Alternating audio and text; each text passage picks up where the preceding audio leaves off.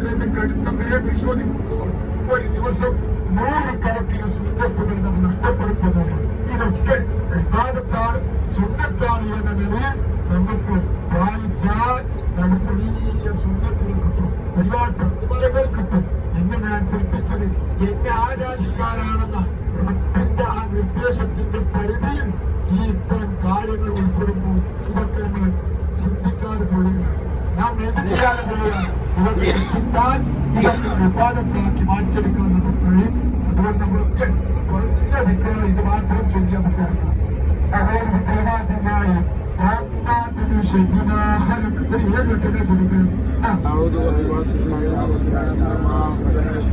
أعوذ بكلمات الله التامات من شر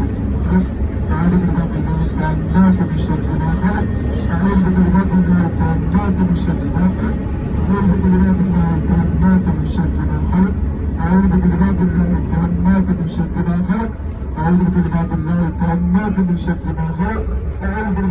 التامات من شر ما خلق.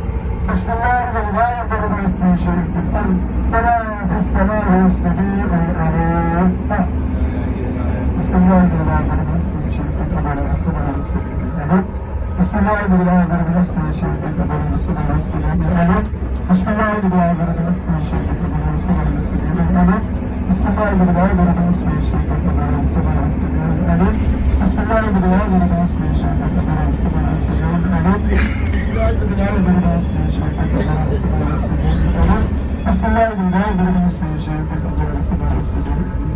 ബിസ്മില്ലാഹിന്റെ സ്വഹാബത്തെ കുറിച്ച് കെലിമത്താണ് ഖഫീഫത്താണ് ഫിൽ നാല് സിമ്പിളായി 2 കെലിമത്ത് ഞാൻ പഠിപ്പിച്ചതാണ്. പക്ഷെ സഖീലത്താണ് ഫിൽ മീസാൻ, നാളെ പരലോകത്ത് നന്മ തിന്മയെ തൂക്കുമ്പോൾ മീസാൻ എന്ന തുലാസ് വലിയ ഭാരം. ദിക്ർ എന്ന അറബി പദത്തിന്റെ അർത്ഥം തന്നെ ഏത് നിഗമനമാണ് അധികരിച്ച വലിയ ഭാരമുള്ള ഒന്നാണ് എന്ന് സ്വഹാബത്തിനോട് ചോദിച്ചു. സ്വഹാബത്ത് ഖാലു യാ ബലാ യാ റസൂലല്ലാഹ് എന്ന് പഠിപ്പിച്ചതാണ്. മങ്ങട്ടുണ്ടല്ലോ കലിമത്താനി ഹബീബത്താനി ഫിൽ ലിസാൻ, നാവിൽ സിമ്പിൾ.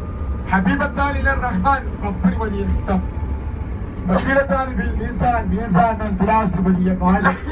ആ കലിമത്തിൽ നബി സല്ലല്ലാഹു അലൈഹി വസല്ലം പഠിപ്പിച്ചു കൊടുക്കാൻ സ്വഹാബത്തിന് സുബ്ഹാനല്ലാഹ് വൽഹംദുലില്ലാഹ് വലാ ഇലാഹ ഇല്ലല്ലാഹ് വല്ലാഹു അക്ബർ.